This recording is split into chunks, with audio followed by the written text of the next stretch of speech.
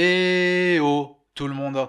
La dernière fois, j'ai parlé de ce que je considérais comme l'un des pires films Disney de récente mémoire. Du coup, aujourd'hui, pour rééquilibrer la balance, j'ai décidé de parler d'un de mes favoris qui mérite bien une petite réhabilitation, Tron, l'héritage. J'aurais certainement pu parler d'un film sur lequel presque tout le monde est d'accord, comme l'un des trois pirates des Caraïbes, mais... Quoi Non, rien, laisse tomber. Mais non, je pense qu'ils ont déjà le respect qu'ils méritent. Quoique le troisième... Enfin bref, Tron l'héritage donc. Je n'ai pas de grosse histoire personnelle à vous raconter par rapport à ce film, mais c'est un film que j'ai revu plusieurs fois à divers intervalles de temps espacés pour l'apprécier de plus en plus. Je pense que le vrai déclic a eu lieu lorsque je l'ai revu aux alentours de mars 2020. Cette période fatidique où nous avons été frappés par un événement tragique qui nous fait encore de la peine aujourd'hui. À savoir, la mort de Max von Sydow. Ça m'a encore rendu triste quand j'ai découvert Vercingétorix récemment. Bizarrement, je ne me suis pas donné cette peine pour le premier Trône, même si je l'aime bien. Déjà parce que je respecte l'impact qu'il devait avoir en son temps, en termes de démonstration du numérique au cinéma, mais aussi parce qu'aujourd'hui, en tant qu'amateur de SF un peu kitschouille, j'apprécie les effets spéciaux tels qu'ils paraissent pour un spectateur des années 2010, accoutumé à l'avancée faite sur ce terrain depuis. Indubitablement, ce film a son petit charme, et son ambiance électronique froide fait son effet. Mais il ne me fascine pas autant que sa suite, conçue près de 30 ans plus tard par Disney et le réalisateur Joseph Kosinski, qui a fait un petit film diffusé en salle en ce moment, je sais pas si vous connaissez. Mais donc l'héritage m'a toujours fasciné un peu plus, déjà la première fois que je l'avais vu, parce que la première fois j'aimais déjà ce film, mais il me semblait avoir pas mal de problèmes, et me faisait me demander jusqu'à quel point tu peux apprécier un film quand son scénario te paraît tellement troué que c'en est une grille de puissance 4. Le temps passant et au fil des visionnages, je me suis laissé de plus en plus porter par l'ambiance offerte par le film, mais aussi par les thématiques qui animent le scénario, malgré ses maladresses. Parce que mine de rien, pour un Disney en live action sorti durant les années 2010, c'est assez riche et fascinant. Et très honnêtement, je ne suis pas sûr de pouvoir à nouveau dire ça d'un Disney en live action un jour. Mais je vais y revenir. D'abord, pour nos chers amis n'ayant pas vu le film, vous êtes cordialement invités à partir, parce que ça va spoiler. Et merci pour votre vue donnée, mais elle vous sera pas remboursée. Et ensuite, le résumé obligatoire du film, même si ceux qui restent normalement ont déjà vu le film, mais ça fait gagner quelques secondes parce que je suis nul avec les introductions. Tout comme le film est sorti des années après son prédécesseur, son intrigue prend en compte cet écart temporel, car il nous fait suivre Sam Flynn, le fils de Kevin Flynn, personnage principal du premier film, maintenant jeune adulte. Kevin a disparu depuis des années, et Sam refuse de prendre la tête de sa société Encom. Mais un soir, Sam se retrouve par inadvertance dans le monde virtuel créé par son père, la Grille. Et il se trouve que son père y était enfermé depuis tout ce temps. Ça vous la coupe, hein? Du coup, il veut repartir dans le monde réel avec son père. Mais le double numérique de ce dernier créé de ses mains, cloue à d'autres projets. Alors pour les besoins de cette vidéo, la logique aurait voulu que je revoie le premier Trône, afin de pouvoir faire des comparaisons légitimes. Mais bon, vous me connaissez un peu à force. Après, j'ai suffisamment de souvenirs du film pour remarquer quand même les certaines différences le séparant de sa suite, à commencer déjà par l'univers. Ce qui contribuait au charme de Tron à l'époque, et encore aujourd'hui bien sûr, c'est qu'il représentait non seulement l'univers informatique au cinéma, mais aussi et surtout qu'il prenait le courage de représenter à quel point il est abstrait, plat si j'ose dire. Mais j'imagine que pour une audience des années 2010 venue regarder une suite, les attentes sont différentes, et les influences en termes de SF s'étant multipliées depuis le premier Trône, l'héritage part pour un monde plus décalé que d'une autre. Ce qui fait qu'on y perd un tantinet l'originalité pour un univers qui tient la route, soyons clairs, mais qui sent que des films comme Matrix sont passés par là pour débroussailler le terrain. Je ne sais pas si c'est juste moi aussi, mais j'ai l'impression que les dernières scènes de 2001 ont fortement inspiré les scènes dans le repère de Kevin, avec tout ce blanc immaculé, la scène du repas où tu pourrais entendre l'écho du bruit des fourchettes, et ça posera donc des interrogations en termes de world building. Le truc le plus bête mais le plus évident, c'est qu'on se demande un peu comment tout ceci marche pris au premier degré. Ça faisait partie de l'identité de cet univers, ce côté codé. Pourtant, quelques lignes de scénario auraient pu faire l'affaire, parce que j'imagine bien cet univers évoluer au fil des années, et donc transcender l'abstrait pour devenir ce qu'il est dans ce film. Je suis pour le show don't tell, largement, mais ça n'aurait pas forcément été une mauvaise idée de voir comment les programmes ont évolué pour se sentir le refus catégorique de participer à ces jeux mortels, pourquoi il y a des lieux définis, des rues, des SDF même. Oh, c'est la crise dans tout le monde, ma bonne dame. Après, ça cause certes des interrogations sur le coup, mais plus ça va et moins il m'importe, dans la mesure où l'héritage embrasse plus le côté mystique autour du créateur et de sa création, et surtout le rapport à l'humain. Bon, il ne faut pas être un génie pour se rendre compte durant ce film que c'est l'une des thématiques principales, la vision d'une déité et son rapport à sa propre création, ainsi que la vision de sa création envers la déité. Comme l'ont dit de grands sages un jour, ce n'est pas facile d'être un dieu, et là on a une belle preuve en insistant sur cette thématique. Faut pas s'attendre à de la profondeur digne d'un Blade Runner, mais je trouve que Tron l'héritage peut être plus subtil sur ce terrain qu'on ne veuille le faire croire, malgré les paraboles frontales. Forcément, il y a ce qui différencie Kevin de sa création première, Clou, qu'il avait conçu comme passerelle vers un monde virtuel parfait. Ce qui est un peu trop pris au pied de la lettre par Clou lorsque sa prise de conscience dépasse l'entendement, et qu'il purge la première version de ce monde, vue comme imparfaite à ses yeux, pour la remplacer par ce qu'il estime être la perfection. Car la première version de la grille était peuplée par les ISO, qui après la création de la grille sont essentiellement arrivés de nulle part. En d'autres termes, une création spontanée qui n'est pas due à l'action directe ni de Kevin ni de Clou. Et c'est une des choses me faisant me dire que Tron l'héritage prend une approche plus symbolique, et j'adore cette idée. Ces ISO qui apparaissent de nulle part comme des réfugiés ou des exilés face au créateur et au monde qu'il a créé, c'est assez profond, car ça renforce cette idée de l'humanité avant tout. Les ISO paraissent ainsi humains, surtout avec la façon dont Kevin les décrit, et décrit la façon dont ils ont détruit son ancienne vision de la quête de la perfection. Everything I'd hoped to find in the system. Control, order, perfection, none of it meant a thing. I've been living in a hall of mirrors. The ISOs shattered it. Ce qui rapproche les ISO de l'humain, en revanche, rapproche aussi Clou de sa vision de la perfection aux antipodes de ce que les ISO, et les humains donc, représentent. Clou est l'incarnation de la quête narcissique de la perfection telle qu'anciennement envisagée par Kevin, logique puisqu'il a créé Clou lorsqu'il avait cette vision en tête. Et donc Clou, sentant que Kevin perd son objectif initial, se convainc de le ramener dans le droit chemin en faisant un ordre 66 sur les ISO. Pire encore, en gagnant de la conscience, Clou prend conscience du monde des concepteurs, le monde des humains pour les deux du fond qui suivent pas, et se met en tête de le remplacer également par son idée de la perfection. Parce que bien sûr, comme Kevin le dit lui-même, A guy doesn't dig imperfection. What's more imperfect than our world? ça peut paraître saugrenu de placer un enjeu aussi gros quand on garde en tête celui du premier film qui était beaucoup plus modeste.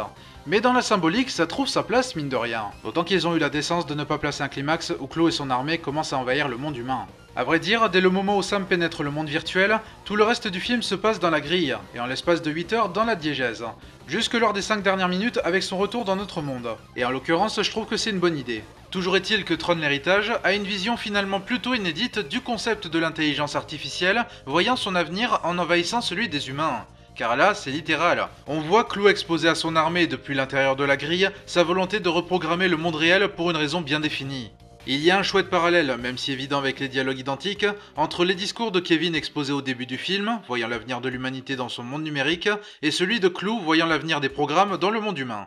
Et il y a cette symbolique d'un dieu créateur déchu à leurs yeux, qui se manifeste déjà lors des premières scènes de l'arrivée de Sam dans la grille, où l'on sent la claire haine de ces programmes envers les concepteurs. La motivation de Clou prend d'autant plus de sens, car il constate que son propre créateur est imparfait, en renonçant à sa quête de la perfection, et ça doit motiver sa volonté d'envahir le monde des créateurs et le modifier quelque part. Clou en est assez ambivalent, car il souhaite compléter le souhait du créateur, quitte à s'interposer contre le créateur, car convaincu qu'il fait ce que Kevin a toujours désiré, jusqu'à ce qu'il perde cet objectif de vue selon lui.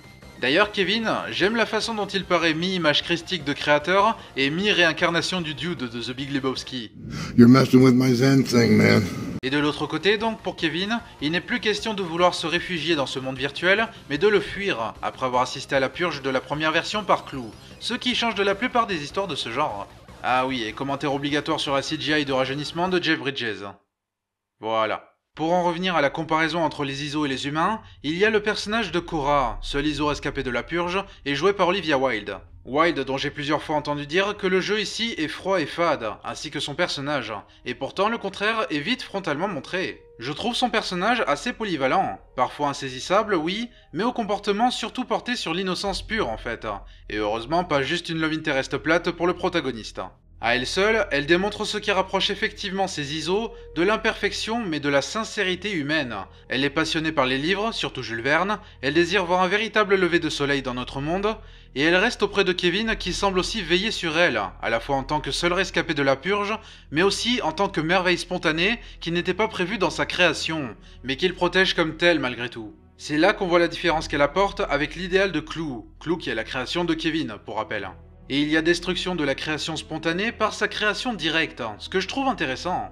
La parabole du créateur autour de Kevin me semble donc rondement menée. Après avoir voulu poursuivre la perfection, Kevin se rend compte de la bonté naturelle et de la spontanéité, qui ne réside pas dans les êtres créés par Clou pour remplacer les ISO. Et avant le face-à-face attendu, mais évidemment logique, entre Kevin et Clou, où le message sur la vraie perfection sera pleinement déballé, il y a cette jolie scène où Sam et Cora parlent d'un coucher de soleil, tandis qu'ils sont observés de loin par Kevin, qui contemple avec un sourire apaisé ces deux créations spontanées.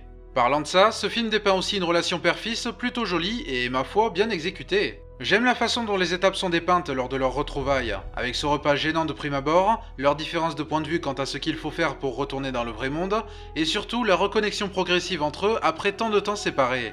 Encore une fois, il y a quelques dialogues assez évidents à ce sujet. I want to go with you, Dad. Yeah, well, one day you will. I promise. To the grid? Clin d'œil, clin d'œil. Mais j'apprécie la façon dont cet univers guide leur reconnexion. Et surtout Cora, qui par son statut de miracle de la vie informatique et de symbole d'innocence, joue quelque part les entremetteuses. La scène où Flynn Senior et Junior soignent Cora me semble symbolique. Ils se reconnectent en admirant son code, reflétant leur centre d'intérêt commun et leur volonté de découvrir la grille ensemble d'autrefois, et en la réparant comme s'ils redonnaient naissance à un enfant. Assez subtil mine de rien. Autrefois, je trouvais les personnages assez clichés et manquant d'épaisseur. Vous savez, j'étais jeune et con. Maintenant, je suis moins jeune et toujours aussi con. Mais j'apprécie le traitement des personnages en fin de compte. D'autant que j'apprécie qu'ils ne soient pas toujours extrêmement frontaux sur ce sujet dans les dialogues, même quand l'occasion semblait être en or. Par exemple, durant le face-à-face final entre Clou et Kevin, lorsque Clou se rend compte que son créateur privilégie le sort de son fils. Why? He's my son. C'est simple, mais ça marche. C'est son fils, sa plus grande création, sans qu'il ne le dise directement en ces termes. Et la façon dont Clou pense être vu aux yeux de son créateur en prend un coup, lorsqu'il comprend qu'il choisit un être imparfait, mais que Clou ne pourra jamais être, au-dessus de lui qui est censé être le symbole de la perfection. Pas mal pour la suite d'un film sur un mec dont le mérite de la création d'un jeu s'est fait voler. De plus, ça contribue au fait que ce soit appelé Tron l'héritage, puisqu'il est aussi question, justement, de l'héritage de Flynn que son fils fuit. L'héritage d'un père qui ne peut pas être là pour lui parce que soudainement disparu, même pour une raison en dehors de sa volonté. J'aime bien cette variation, avec Sam qui s'isole dans un dépotoir, alors que s'il le voulait, il pourrait reprendre les rênes d'une structure importante en termes de finances, mais c'est un héritage trop rattaché à l'image d'un père disparu du jour au lendemain. Mais à la fin, il est prêt à en perpétuer l'héritage, une fois qu'il a traversé la peine laissée par son père absent. Surtout qu'il en avait déjà sa vision idéaliste, en offrant gratuitement un logiciel performant au reste du monde. Je ne sais pas si c'est volontaire, mais j'aime le fait que le titre affiché au début soit juste Tron, et pas Tron l'héritage, comme une simple préparation qu'on s'apprête à retourner dans la grille.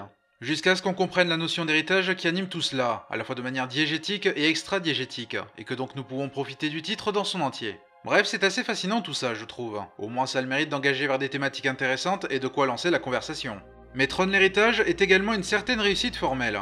Je le disais plus tôt, mais même si l'univers sans l'héritage laissé par d'autres productions de SF venues entre-temps, globalement je trouve que ça tient sur ses deux jambes, malgré les incohérences également mentionnées plus tôt. C'est surtout un univers néon et nocturne assez fascinant à explorer. Tout cela se déroule en l'espace d'une nuit d'ailleurs, on le sait avant de pénétrer la grille, et ça trouve sa place, d'autant que ça rend le lever de soleil vu à la fin plus fort encore. Même durant les flashbacks, ça se déroule de nuit, ou sous un temps pourri.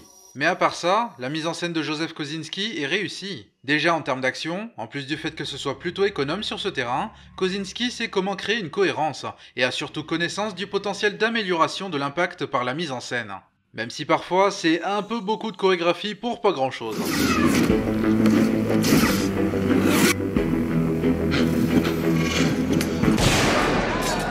Et quand le festival de CGI se manifeste, il demeure une véritable lisibilité de l'action, ce qui ne semblait pas une mince affaire. Il y a pas mal de plans classe exploitant joliment la dichotomie entre le bleu et l'orangé.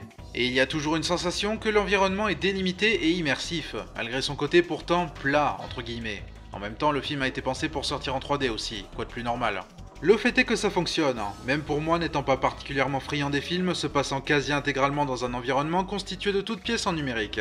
Et ça fonctionne même en 2D, même si ça rend sûrement les transitions soudaines et récurrentes entre cinémascope et 16/9 plus bizarres qu'en 3D. Ce changement de format trouve constamment sa place je trouve, d'autant qu'il n'est pas là uniquement pour amorcer l'action, ou exposer son univers comme une vitrine dépourvue d'autre sens.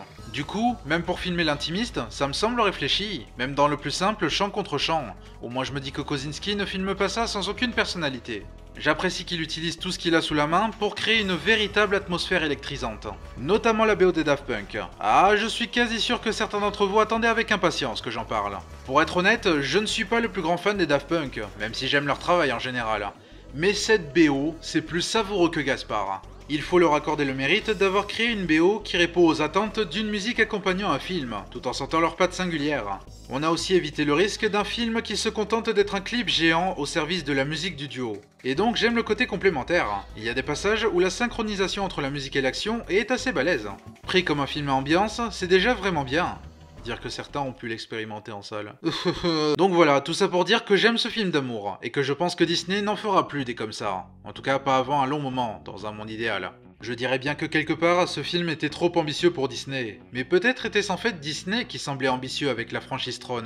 Même si Tron a sûrement laissé un impact certain en son temps, j'ai l'impression qu'il y a eu l'idée qu'on pouvait ressusciter cette franchise plus d'un quart de siècle plus tard pour en tirer un certain profit. Au-delà du film lui-même, il y a eu préparation du terrain avec des produits dérivés, des aménagements et attractions dans les parcs Disney, et bien sûr la série Tron Uprising sortie plus tard, qu'il faudrait que je vende ces jours d'ailleurs. Même si 400 millions cumulés globalement, ça reste assez honorable pour les 170 millions de budget du film, même si je ne connais pas la hauteur du budget pour le dérivé et le marketing, j'imagine que Disney s'attendait à plus.